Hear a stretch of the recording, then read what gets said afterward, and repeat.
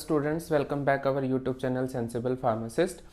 हम लोगों ने और B pharmacy 4th semester organic chemistry की 2 यूनिट पहले कंप्लीट कर चुके हैं और 5th यूनिट अभी स्टार्ट कर रखी है, जिसके अंदर हम लोगों ने रिडक्शंस रिएक्शंस के बारे में पढ़ा है। ऑक्सीडेशन रिएक्शन हम लोगों ने स्टार्ट की थी, जिसमें थी हमारी ओपन और ऑक्सीडेशन रिएक्शन, जो कि लास्ट वीडियो में ही हम लोगों ने ख़त्म किया है। अभी हम शुरू करेंगे रीअरेंजमेंट रिएक्शन एंड हमारी डेकिन्स रिएक्शन। ये जो डेकिन रिएक्शन है, इसके अंदर हम लोगों को एक रीअरेंजमेंट का स्टेप भी दिखेगा, इसमें हमें एक रिडक्शन का स्टेप भी दिखेगा। आप लोग बताना कि ये कौन सा टाइप का रिएक्शन है। पहले हम इसको समझते कि ये है क्या चीज़। देखिए, डेकिन रिएक्शन क्या है? Conversion of aromatic carbonyl group into hydroxy group in the presence of basic hydrogen peroxides called Dakin reaction.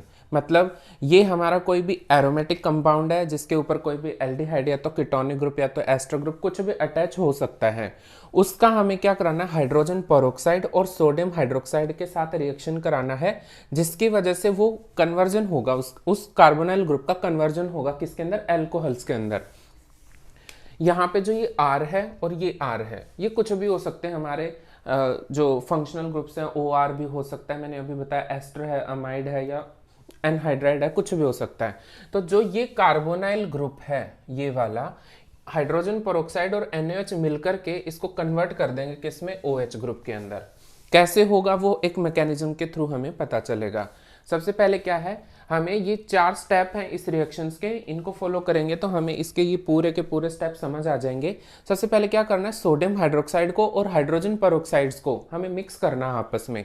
जैसे ही हम सोडियम हाइड्रोक्साइड और हाइड्रोजन पेरोक्साइड को मिक्स करेंगे, यहाँ पे sodium formate, this is called as our sodium formate ions generate होंगे। First step ही क्या कहता है? Mix NaOH with hydrogen peroxides give sodium formate. Second step क्या होगा? Nucleophilic attack on carbonyl groups achieved by formate ions.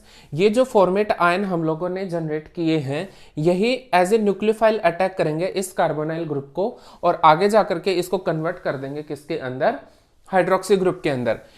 Intermolecular rearrangement were carried out like Baeyer Villiger oxidation reaction. Baeyer Villiger oxidation reaction वैसे हमारे syllabus में है नहीं, लेकिन इसी के कुछ प्रिंसिपल्स को फॉलो करते हुए हमारी क्या है? डेकिन रिएक्शंस होती है। इसमें क्या है? इंटरमोलिकुलर रीअरेंजमेंट होगा। यहाँ पर मैं बताऊंगा आप लोगों को कि रीअरेंजमेंट होकर के कैसे हमारा रिएक्शन जो है वो फाइनली स्टेप में अचीव करता है। लास्टली हमें क्या कराना? आफ्टर रीअरेंजमेंट हमें हाइड्रोलिसिस कराना है हमारे कंपाउंड का, जिसकी वजह से वो क्या है? एल्कोहल के अंदर कन्वर्ट हो जाएगा। सबसे पहले हम फॉर्मेट आयन जनरेट करेंगे। कैसे? हाइड्रोजन पेरोक्साइड और NaOH को हम फ्रेशली प्रिपेयर्ड करेंगे तो वहां पे सोडियम फॉर्मेट आयंस जनरेट हुए। ये है हमारा कोई भी एल्डिहाइड या कीटोन, सब्स्टिट्यूटेड भी हो सकता है और ये अनसब्स्टिट्यूटेड भी हो सकता है। जब भी हम इस न्यूक्लियोफाइल, ये है हमारा सोडियम फॉर्मेट, इस ऑक्सीजन के ऊपर क्या है? नेगेटिव, और ये एक इलेक्ट्रोफिलिक सेंटर है। इलेक्ट्रोफिलिक है तो इसको इलेक्ट्रॉन्स की जरूरत है। तो ये फॉर्मेट आयंस इसके ऊपर अटैक करेंगे तो हमें कुछ ये कंडीशन मिली।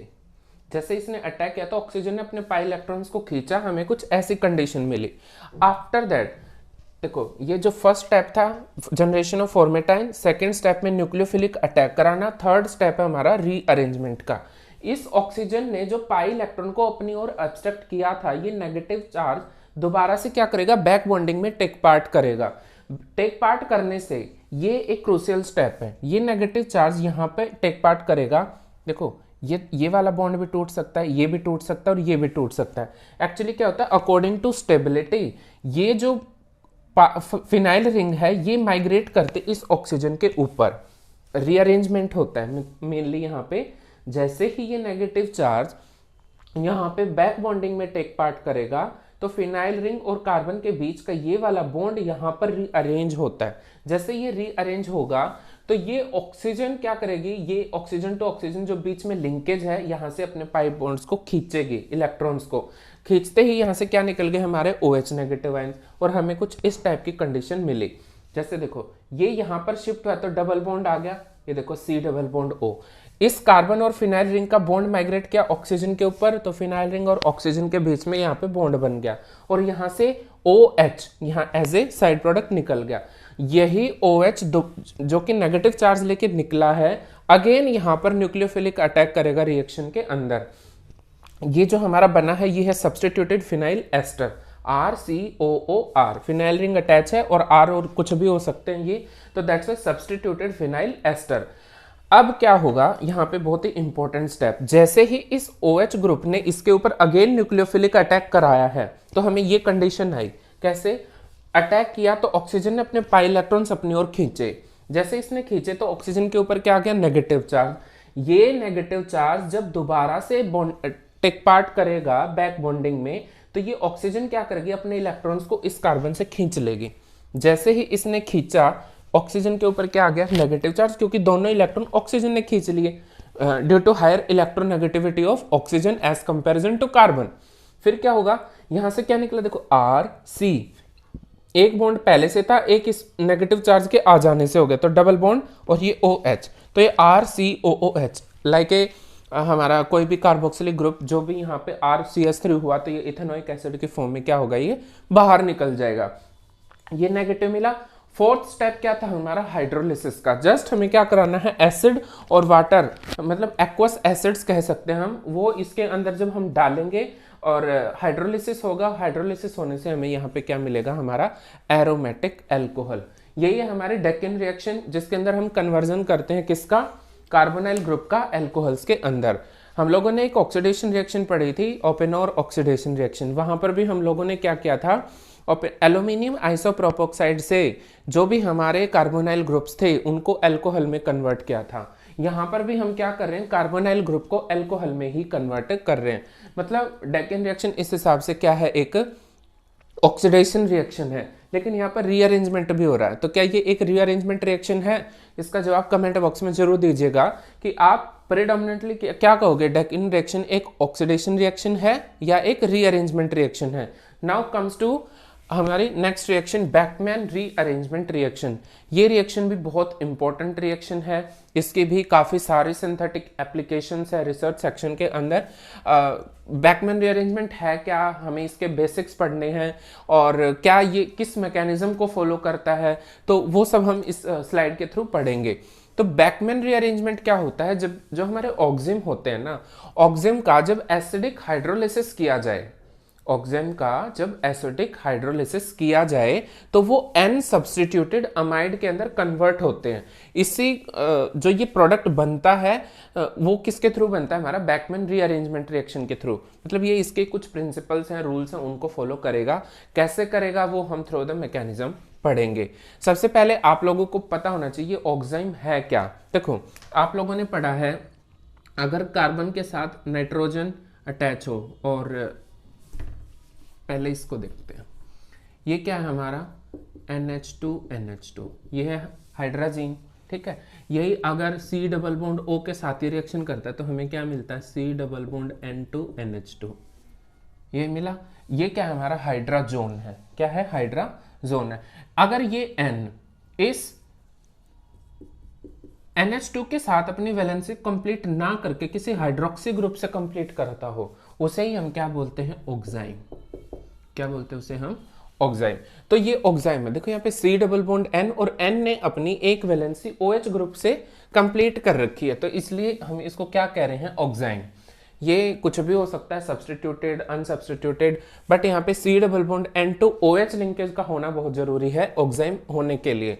हमने उसका क्या कराया, किसी भी एसिड के साथ ट्रीटमेंट कराया है तो वो कन्वर्ट होगा N सब्स्टिट्यूटेड अमाइड के अंदर। कैसे होगा वो हम मैकेनिज्म से समझेंगे। सपोज ये आपका N सब्स्टिट्यूटेड सॉरी ऑक्साइम है, ऑक्साइम के आपने एसिड्स के साथ ट्रीटमेंट कराया, तो इस ऑक्साइम के अगर हम देखें इस हाइड्रोक्सी ग्रुप के ऊपर क्या है, इस ऑक्सीजन पे लोन पेयर्स, ये लोन पेयर के ऊपर ये हाइड्रोजन क्या कर देगा, इसको प्रोटोनेटेड कर देगा। प्रोटोनेटेड करने से ऑक्सीजन के कितने बॉन्ड बन गए, एक तो यहाँ पे था ही, एक नाइट्रोजन के साथ है तो ऑक्सीजन ने 2 बॉन्ड बना रखे थे, तीसरा वो रिसीव कर रही है हाइड्रोजन को, तो ऑक्सीजन के बॉन्ड बन गए 3 बॉन्ड बनते ही ऑक्सीजन पे क्या आ गया, पॉजिटिव चार्ज। अपने इस पॉजिटिव चार्ज को कम करने के लिए ऑक्सीजन क्या करेगी, नाइट्रोजन से अपने इलेक्ट्रॉन विड्रॉ कर लेगी। जैसे ही ये अपने इलेक्ट्रॉन्स को खींचेगी तो यहां से क्या निकल गया, वाटर। अब ऑक्सीजन दोनों इलेक्ट्रॉन लेके निकल रही, तो नाइट्रोजन पे क्या जनरेट हो गया, पॉजिटिव चार्ज। यहीं पर आता है रीअरेंजमेंट स्टेप। मतलब यहां पर देखो, एक तो ये फिनाइल रिंग माइग्रेट करे, एक ये मिथाइल ग्रुप माइग्रेट करे, दोनों ही कर सकते हैं, but phenyl ring he migrate करेगी पॉजिटिव चार्ज को स्टेबलाइज करने के लिए। ये हम लोगों ने 11th क्लास के अंदर कॉन्सेप्ट पढ़ा था कार्बोकेटाइन का, कि प्राइमरी सेकेंडरी टर्सरी कौन से कार्बोकेटाइन ज्यादा स्टेबल हैं, ठीक है, और कार्ब एनायन कौन सा ज्यादा स्टेबल है। तो यहाँ पे वो वाले कॉन्सेप्ट्स लगेंगे। तो यहाँ पे क्या होता है, फिनाइल रिंग जो है ये एक बल्कि ग्रुप है, ये यहाँ पे क्या करेगा, नाइट्रोजन के ऊपर माइग्रेट करेगा, या मैं कहूँ रीअरेंज होगा। रीअरेंज होने से हमें ये कंडीशन मिली, ये CH3, ये C डबल बॉन्ड लिंक है नाइट्रोजन से, और यहाँ इसके ऊपर अब माइग्रेट कौन कर गया, फिनाइल रिंग। अब देखा जाए कार्बन से दोनों इलेक्ट्रॉन लेके निकली है कौन, फिनाइल रिंग, तभी तो इसके ऊपर माइग्रेट किया उसने। माइग्रेट किया है तो कार्बन से इलेक्ट्रॉन लेगी, मतलब कार्बन से इलेक्ट्रॉन लिए तो उसके ऊपर क्या जनरेट हो गया, पॉजिटिव चार्ज। इस अब यहाँ पे जो पॉजिटिव चार्ज जनरेट हुआ है और यहाँ से जो वाटर निकला, ये बहुत इंपॉर्टेंट है, ये वाटर मॉलिक्यूल जो यहाँ से वाटर निकले दोबारा रिएक्शन में क्या करता है, टेक पार्ट करेगा। जैसे ये रिएक्शन में टेक पार्ट करेगा, ये ऑक्सीजन के ऊपर जो लोन पेयर ऑफ इलेक्ट्रॉन है वो इस कार्बन के ऊपर अटैक कर देंगे इसको स्टेबलाइज करने के लिए। यहाँ पे वो बॉन्ड फॉर्म करेंगे ताकि कार्बन स्टेबलाइज हो जाए। जैसे ही उसके ऊपर इसने माइग्रेट किया, हमें ये कंडीशन मिली। अब यहाँ पे तो ऑक्सीजन पे 2 बॉन्ड थे, इसके साथ बॉन्ड बनाते 3 बॉन्ड फिर से हो गए। अब या तो ये इस ऑक्सीजन टू कार्बन बॉन्ड तोड़े, अगर ऐसा हुआ तो रिएक्शन दोबारा बैकवर्ड चली जाएगी, लेकिन ऐसा नहीं होता। क्या होता है, ऑक्सीजन किसी एक हाइड्रोजन से या तो इससे अपने इलेक्ट्रॉन्स को तोड़ेगी। जैसे उसने इलेक्ट्रॉन खींचे अपनी ओर, तो यहां से H+ आयंस बाहर निकल गए। क्या निकल गए, H+ आयन। जैसे वो निकले हमें ये स्पीशीज मिले। अब यहां पर क्या होता है, ट्यूटोमराइजेशन, ठीक है, बहुत इंपॉर्टेंट स्टेप है, बहुत बार आती है ट्यूटोमराइजेशन के स्टेप। अब यहाँ पे देखो ऑक्सीजन टू हाइड्रोजन जो ये बॉन्ड है यहाँ पे था, ये जो O2H बॉन्ड है, ये क्या करेगी, ऑक्सीजन अपने इलेक्ट्रॉन खींचेगी हाइड्रोजन से। जैसे उसने इलेक्ट्रॉन खींचे तो यहां से जो ये वाला पाई बॉन्ड है ये कहां पे शिफ्ट हो जाएगा, नाइट्रोजन पे। क्यों, कार्बन के ऑलरेडी 4 बॉन्ड है, अगर ऑक्सीजन एक और बॉन्ड बनाएंगे तो 5 हो जाएंगे, 5 कार्बन रखेगा नहीं तो ये वाला बॉन्ड नाइट्रोजन पे शिफ्ट हो जाएगा। अगर सपोज करो नाइट्रोजन के ऊपर ये इलेक्ट्रॉन शिफ्ट हो गया तो यहाँ पे कैसा चार्ज आ गया, नेगेटिव चार्ज ना, और यहाँ पर ये क्या बन गया है, डबल बॉन्ड। जैसे ये बना इस, और ऑक्सीजन ने क्योंकि दोनों इलेक्ट्रॉन खींचे हाइड्रोजन से, तो इसके ऊपर कैसा चार्ज आ गया, प्लस। तो ये H+ कहां माइग्रेट करेगा, इस नाइट्रोजन के ऊपर। कंडीशन हमारी यही थी ना। तो यहां पर ये माइग्रेट करेगा जिसकी वजह से क्या होगा, नेगेटिव चार्ज जनरेट हुआ, और ये यहां पे माइग्रेट हुआ, तो हमें ये कंडीशन मिले। इसी को हम क्या बोलते हैं, N सब्स्टिट्यूटेड अमाइड। देखो अमाइड किसको बोलते हैं हम, C डबल बॉन्ड ONH को बोलते हैं। ये NH2 है तो ये सिंपल अमाइड है हमारा, प्राइमरी अमाइड भी कह सकते हैं। अगर वही ये नाइट्रोजन किसी एक हाइड्रोजन से वैलेंसी पूरी करता है और दूसरी अपनी वैलेंसी किसी भी एल्काइल या एराइल ग्रुप से करता है, तो उसे हम कहते हैं क्या, N सब्स्टिट्यूटेड। N पोजीशन क्या होगी इसकी, सब्स्टिट्यूट हो गई, तो that's why it termed N substituted amide.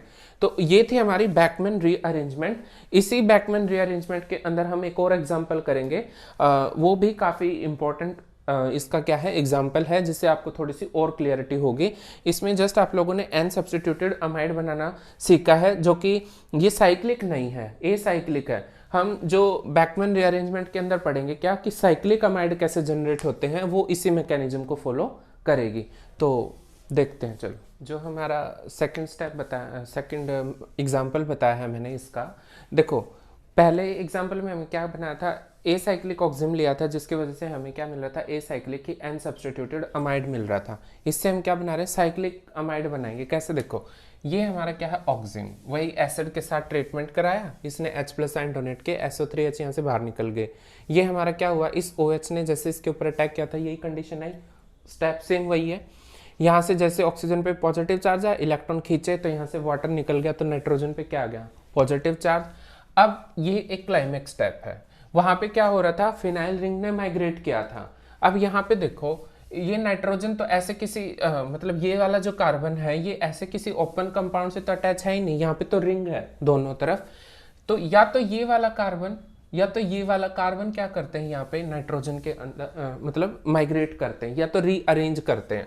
तो यहाँ पर क्या होता है, रिंग एक्सपेंशन स्टेप बोलते हैं इसको, रिंग एक्सपेंशन स्टेप। यहाँ पे रिंग अपने आप को एक्सपेंड करती है, 6 मेंबर्ड रिंग है। देखो जैसे ये कार्बन इसके ऊपर माइग्रेट करता है तो नाइट्रोजन को ये रिंग अपने अंदर इन्वॉल्व कर रही है। जैसे इन्वॉल्व करेगी तो ये 7 मेंबर्ड एजिपाइन के अंदर ये क्या हो रही है, यहाँ पे कन्वर्ट हो रही है। अब यहाँ से क्या निकला था, वाटर। ये ही वाटर सेम बिल्कुल वही स्टेप को फॉलो कर रही है। ये वाटर फिर से इस कार्बन को स्टेबलाइज करने की कोशिश करेगा। जैसे क्या, तो यहाँ से क्या निकलेगा, माइनस में H+ आयन, ये OH इसके ऊपर अटैक करता है तो ये OH इसके से जुड़ गया। यहाँ से क्या निकला था, side product SO3H negative ion. ये SO3H नेगेटिव आयन दोबारा से क्या करते हैं, इस हाइड्रोजन के ऊपर अटैक करेंगे ताकि ये क्या बन जाए, दोबारा से H2SO3 बन जाए। एसिड है, कैटलिस्ट का ही तो काम करता है ये। जैसे ये इसके ऊपर अटैक करेगा तो ऑक्सीजन हाइड्रोजन से अपने इलेक्ट्रॉन खींच लेगी। जैसे ही खींचेगा तो ऑक्सीजन पे क्या आ गया, नेगेटिव चार्ज, यही था। ये नेगेटिव चार्ज अब क्या करता है, यहाँ पे माइग्रेट करेगा तो ये वाले पाई बॉन्ड, यहाँ ये वाला कौन सा स्टेप हो रहा है, यहाँ पे ट्यूटोमेराइजेशन स्टेप, ट्यूटोमेराइजेशन, जिसकी वजह से क्या होगा, ये वाला पाई इलेक्ट्रॉन यहाँ पे शिफ्ट होता है, ये वाले कहाँ पे, नाइट्रोजन के ऊपर शिफ्ट होंगे। तो हमें ये कंडीशन मिली। अब क्या होता है, लास्ट में हमें एसिडिक हाइड्रोलिसिस कराना है। जैसे ही हम एसिड इसके अंदर ऐड करेंगे तो N के ऊपर जो पॉजिटिव चार्ज है ये इसको क्या कर देंगे, स्टेबलाइज। तो हमें ये क्या मिल जाएगा, हमारा NH। अब देखो यहाँ पे क्या है, नाइट्रोजन है, 7 मेंबर्ड ये रिंग है, यहाँ पे कीटोनिक ग्रुप है। इसको देखो, इस वाले पार्ट को, ये क्या है, अमाइड ही तो है, N सब्सटीट्यूट भी है और ये C double bond O NH भी है, अमाइड ही होते हैं हमारे। तो ये है हमारे साइक्लिक अमाइड की सिंथेसिस हो रही है। अगर हम ऑक्सिम साइक्लिक लेंगे तो हमारा कंपाउंड भी कैसा बनेगा, साइक्लिक ही बनेगा। इसको बोलते हैं हम कैप्रोलैक्टम, या तो हम साइक्लिक अमाइड भी बोलते हैं इसको। So that's all about Beckmann rearrangement. Video के लास्ट तक बने रहने के लिए बहुत बहुत धन्यवाद। और वीडियो अगर आपको पसंद आ रहे हैं तो लाइक, शेयर एंड सब्सक्राइब करना चैनल को बिल्कुल भी ना भूलें। और अगर आपकी कोई भी वीडियो से रिलेटेड क्वेरीज है तो कमेंट बॉक्स में ज़रूर पूछेगा। इस वीडियो का जो कंटेंट है, नोट्स है, मटेरियल हैं, वो आपको हमारे चैनल के उसमें लिंक में दिए हुए हैं, तो उसमें जाकर आप विजिट कर सकते हो। आपको PDF की फॉर्म में इनका सारा मटेरियल अवेलेबल मिल जाएगा। Thank you.